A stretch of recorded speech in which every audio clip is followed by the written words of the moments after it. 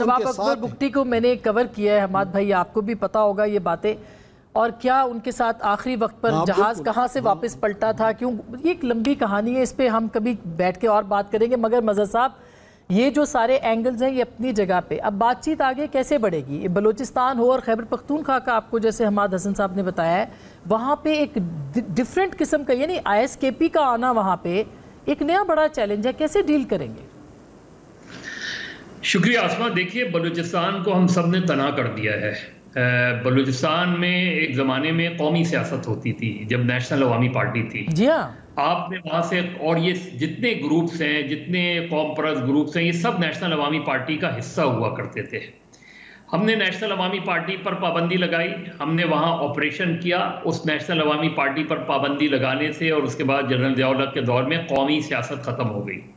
जब कौमी सियासत ख़त्म हुई तो कौम परस्त सियासत शुरू हो गई, और कौम परस्त सियासत से चलते चलते आप जनरल मुशर्रफ के दौर में आए तो वहाँ से फिर शिद्दत पसंदी की सियासत शुरू हो गई, और अब ये अलहदगी पसंदी की तरफ चली गई है।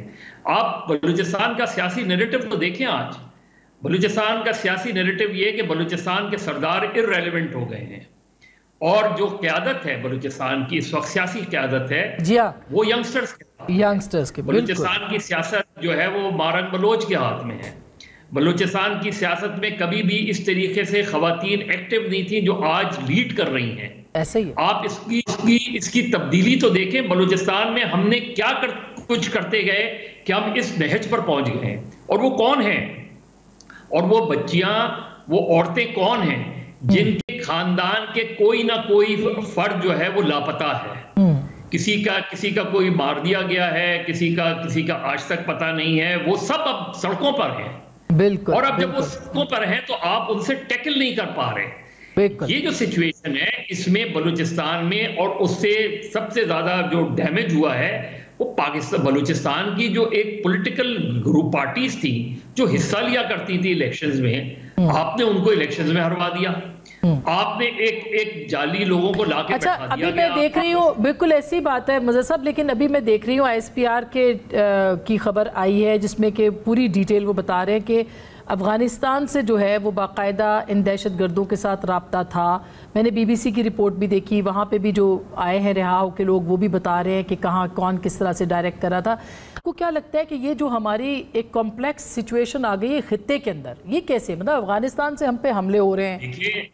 देखिए आसमा, बलूचिस्तान की सिचुएशन बहुत वॉलेटाइल थी।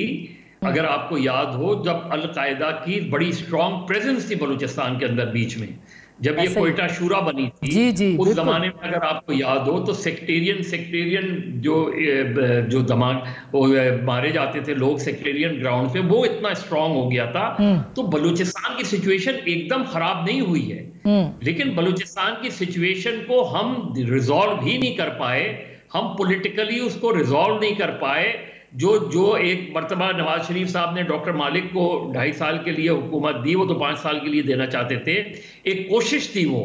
जी हाँ, और वो अभी उन्होंने बताया है कि वो काफी कामयाब भी हो गए थे उसमें। अभी हमारे आपसे पहले वो प्रोग्राम में थे, काफी कामयाब हो गए थे, फिर उनको खत्म कर दिया गया, उनकी हुकूमत को खत्म कर दिया गया। ये अलमिया तो रहा है, यही ब्लंडर्स हैं।